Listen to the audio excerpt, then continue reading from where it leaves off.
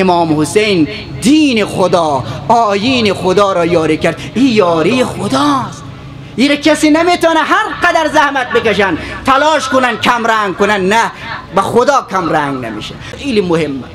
من اکتفا میکنم به 2 جمله از کلمات درربار حضرت سید الشهدا و قهرمان کربلا زینب کبری در همینجا. 2 جمله ماهیت حادثه عاشورا را شکل میدهد، باعث ارزش و قوام حادثه عاشورا میشه. مگر ما اون آیه متبرکه قرآن کریم رو همیشه نخواندیم؟ ان تنصروا الله ینصرکم و یثبت اقدامکم. این وعده خداست.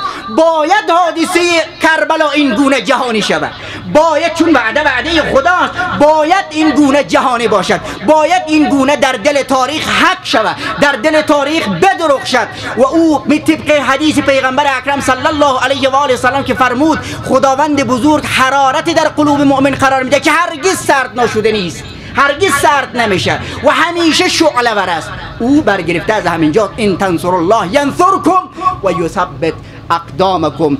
امام حسین دین خدا، آیین خدا را یاری کرد. این یاری خداست. این کسی نمیتونه هر قدر زحمت بکشن، تلاش کنن، کم رنگ کنن، نه، به خدا کم رنگ نمیشه. روز به روز شعله بیشتر میشه، روز به روز معرفت افزونتر میشه، روز به روز محبت بیشتر از قبل میگردد. به خاطر چی؟ خود خدا گفته اونجا داره ان تنصر الله ینصرکم و یثبت اقدامکم. اینیش مهمه. پس خدا ای رو از طرف دیگر. امام حسین یک سفارشی برای من و تو داره بزرگوارم. سفارش امام حسین، فریاد امام حسین در اون روز عاشوراست. اون خطاب امام حسین منحصر برای امروز، برای اون دوره، برای اون مردم نیست. خطاب امام حسین خطاب از لسان معصومه. خطاب از لسان معصوم برای همه حجته. قول معصوم، فعل معصوم، تقریر معصوم حجته. مگر نفرمود پسر فاطمه در اون لحظاتی در قتلگاه که همه را از دست داد، ما اونجا خیلی تکان دهنده، خیلی تکان دهنده. ما من ضبن، ما من ناصرین، خب ما من موحدین، ما من مغیثین، ما من معینین، که اونجا میاره در یک جمله ختم میکنن. محتوای حدیث اینه، مضمون حدیث اینه. عین عبارت روایت از معصوم برای ما نرسید. اینا هم دقت کنیم، ما طلبه ایم، اینا را حتما دقت داشته باشیم و در نظر داشته باشیم. ما من معین یعیننی، هل من ناصر ینصرنی. این عین عبارت معصوم نیست، مضمون روایت از کلمات حضرت سید الشهدا علیه السلام اینه. هل من ناصر ینصرنی. آیا کسی هست مرا یاری کنه؟ این فریاد امام حسین برای امروز نبود. فریاد امام حسین، یاری امام حسین یاری دین خداست. امروزم این فریاد از حلقوم پاک و مقدس ولی نعمت ما، امام زمان ما که جهان از طفیل وجود او پابرجاست، امروز این صدا بلنده. ما چقدر به یاد امام عصر خود و امام زمان امروز خود هستیم. امروز یا مردم به وظیفه خود طبق دستور خدا عمل کردن، اطاعت از معصوم و امام عصر کردن یا نکردن، که 2 دسته شدن. دسته کثیر و اکثر نکردن. عده قلیل در کنار حضرت امام حسین ایستادن و در مقابل دشمن شمشیر زدن. امروز هم ما مسئولیت داریم، امروز ما هم وظیفه داریم که آیا به این ندای حضرت حجت ابن الحسن عجل الله تعالی فرجه شریف کجاست یاری کنین دین خدا؟ کجاست حامی دین خدا؟ کجاست کسانی که بیاید از دین خدا، از آیین خدا، از مذهب حق، مکتب حق که همون مکتب اسلام است حمایت کند، او را تقویه کنه، بال و پرش را بگیره و در کنارش بیسته. امروزم این فریاد بلنده. ندای امام حسین برای اون عصر نبود، برای امروزم هست. اون آیه را در کنار این فرمایش امام حسین قرار بدین. آیه می گفت این تنصر الله ینصرکم و یثبت اقدامکم. اینجا هم فرمایش حضرت سید الشهداست هل من ناصر ینصرنی، آیا کسی هست که مرا یاری کنه؟ اونجا هم یاری خدا، یاری دین خداست. اینجا هم یاری امام حسین، یاری از دین خدا و مکتب حقی اسلام و مکتب ناب پیامبر گرامی اسلام صلی الله علیه و آله و سلم. شما یک صلوات مرحمت کنید. ببینین در دو جمله اون حقیقت حادثه عاشورا را طبق فرمایش خود این حضرات معصومین ما کیم که تحلیل کنیم حادثه عاشورا؟ حادثه‌ای که معادلش فرق میکنه، ارتباطش فرق میکنه، شکوفاییش فرق میکنه، ظاهر و باطنش فرق میکنه. این را بیاییم تحلیل و تفسیر کنیم. اما می توانیم از مکتب اهل بیت این آگاهی و این معرفت را پیدا کنیم که ماهیت حادثه عاشورا را چه تشکیل میدهد.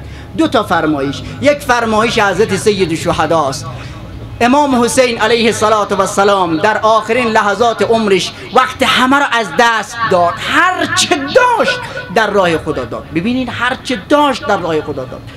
داشتن چیه؟ نمیدونم هستی ما برای چی میگیم؟ هستی اگر فرزند است که داد، هستی اگر برادر است که داد، هستی اگر برادر زاده هاست که داد، هستی اگر خواهر زاده است که داد، هستی اگر قوم عشیره هست که داد، هستی اگر جان است جانش را هم در طبق اخلاص گذاشت، همه چیزش را در راه خدا داد، همه چیزش را.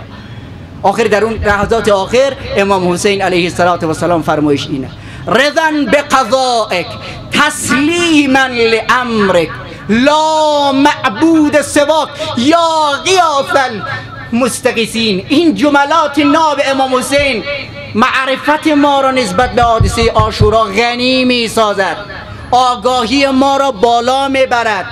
ما به حقیقت حادثه عاشورا پی می بریم که به دستور خدا این حرکت صورت گرفته است، به دستور خدا و طبق قضا و قدر الهی این حادثه اتفاق افتاده است و امام حسین هم غیر از خدا هیچ چیزی دیگری را در این راه، در این مسیر، در این قیام، در این اقدام، در این مقابله، در این اسارت هیچ چیزی دیگری نمی بیند.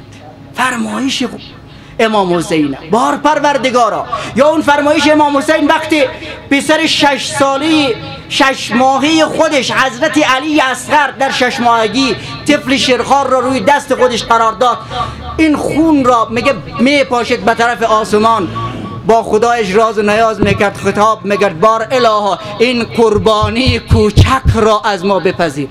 جز خدا هیچ چیزی دیگر نمیبینه.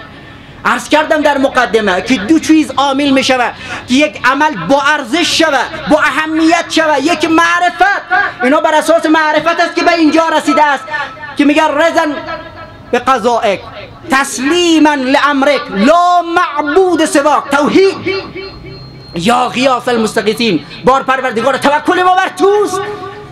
وقتی توکل کنه بر خدا، فمن یتوکل علی الله فهو حسبه، نتیجه این میشه که نام امام حسین در دل تاریخ جاودان بماند. یک جمله هم از زینب کبرا سلام الله علیها. چرا؟ چون حادثه عاشورا یک صفحش خونه، یک صفحه جهاد، مجاهدت است، قتل و قتال، کشتار. صفحه دیگرش پیام. اگر زینب نبود، اگر امام سجاد علیه السلام نبود، حادثه عاشورا برای مردم معرفی نمیشد، حقیقت عاشورا برای مردم هویدا نمیشد.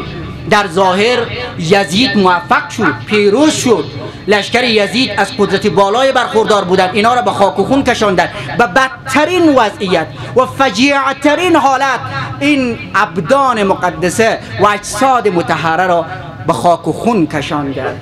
اما زینب کبرا یک جمله داره که او زینب تعلیم یافته خانه علی است، دامان زهرای مرضیه است، تعلیم یافته معصومین، شاگرد امام حسین. وقتی امام حسین این گونه با خدا راز و نیاز میکنه، میگه رضا لقضائک تسلیما لامرک لا معبود سواک. باید سرکاروان حادثه عاشورا در رأس زینب کبرا سلام الله علیها و حضرت امام زین العابدین علیهم السلام، اینها هم همون معرفت را که پدر بزرگوار امام زین العابدین حضرت سید الشهدا و برادر بزرگوار حضرت زینب سلام الله علیها داشت، اینها هم داشته باشند. معرفت زینب به حدیه در مقابل دشمن قرار گرفته. ببینین در این روزها روزهای زینب قهرمان کربلاست، در مقابل دشمن قرار گرفته. یک جمله خیلی مهمه در اون جملات چی میفرماید؟ در مقابل دشمن قرار گرفته میگه ما رأیت الا جمیلا. این معرفته، این معرفته. حالا سوال کنیم از زینب قهرمان کربلا چی زیبا بود در کربلا که میگه هر چی دیدم زیبا بود، ندیدم جز زیبایی، غیر زیبایی در حادثه کربلا چیزی ندیدم.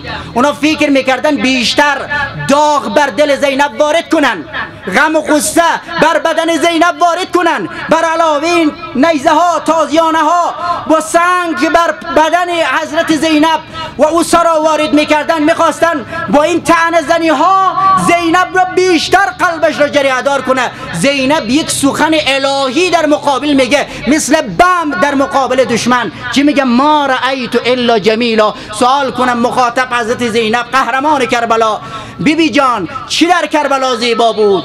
آیا رفتن علی اکبر جوان رشید امام حسین زیبا بود؟ آیا اون لحظاتی که حضرت ابو عبدالله الحسین دست به کمر گرفت وقت بدن تکه تکه برادرش ابوالفضل العباس را دید زیبا بود؟ آیا نداشتن آب در خیمگاه و فریاد طفلان زیبا بود؟ آیا اسارت زنها و کودکان زیبا بود؟ آیا رفتن علی اصغر طفل شیرخواره ابی عبدالله که گوش از گوش بریده شد زیبا بود؟ آیا رفتن فرزندانش و شهادت فرزندان خودت زیبا بود؟ سخت‌تر از این آیا رفتن حسینی که یک لحظه نمیتوانست بدون حسین باشه؟ زینب جان آیا رفتن امام حسین و شهادت برادرت و نشستن شمر روی سینه ابی عبدالله الحسین زیبا بود؟ چی زیبا بود؟ اما زینب کبرا چون این حادثه و این حرکت را در راه خدا میبینه، از بس معرفتش بالاست، در یک جمله میفرماید ما رأیت الا جمیلا. پس این است باطن عاشورا و ماهیت کربلا که علت ماندگاری او در دل تاریخ شده و روز به روز، چون اینجا یاری دین خدا و آیین خداست. تعبیری زیبای دارن علما، میگه اسلام محمدی الحدوث و حسینی البقاست. این تعبیر زیبایی هست. امروز تمام مسلمانان جهان هر کی به هر آیین و گرایشی است، اگر شهادت به وحدانیت خدا و رسالت پیغمبر اکرم صلی الله علیه و آله و سلم میدهد، مدیون خون حضرت سید الشهدا علیه السلام است. از این زیاده مصدق نمیشوم. به خاطر